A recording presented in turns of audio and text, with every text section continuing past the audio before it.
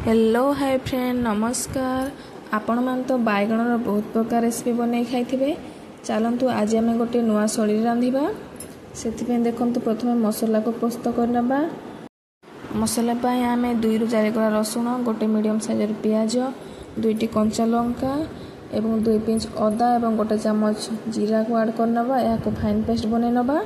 एबे gas on करी कड़े बसैबा एवं 2-3 चम्मच तेल को ऐड करबा एवं काटी रखिथवा बैगण आलू को एथिरे ऐड करनबा।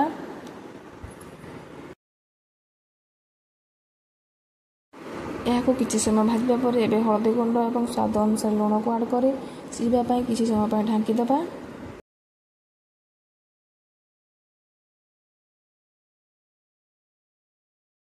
देखंतु एबे बैगण आलू भल भाबरे भाजी हेछि, सिझि हेछि मध्ये। या को एबे हम गोटे प्लेट को काढी नबा।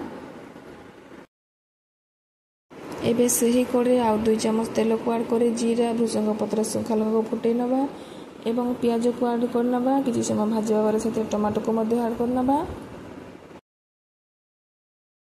टमाटो सिझिबा पय एथिरे टिके लूण को ऐड करनबा एवं बाटी रखिथवा मसला को ऐड करनबा एवं मसला को भल भाबरे भाजी नबा। तापरे एबे एथिरे काश्मीरी चिली पाउडर, धनिया पाउडर, हळदी पाउडर एवं गरम मसला को ऐड करनबा एवं या को भल भाबरे कसी नबा।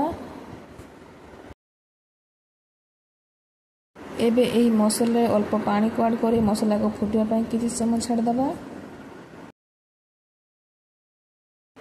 देखंतु मसला भल भाबरे कसे हे तेल सब बाहर को बाहरी आसिलानी।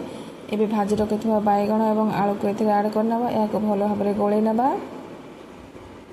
एवं या को फुटिबा पय एथिरे किछि पानी को ऐड करनबा।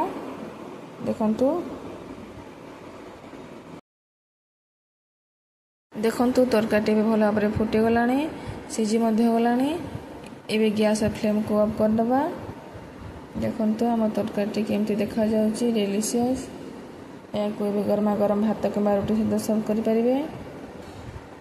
जदि रेसिपीटा भल लागिथे मो चैनल को लाइक सब्सक्राइब करिया को भूलिबेनी। जय जगन्नाथ।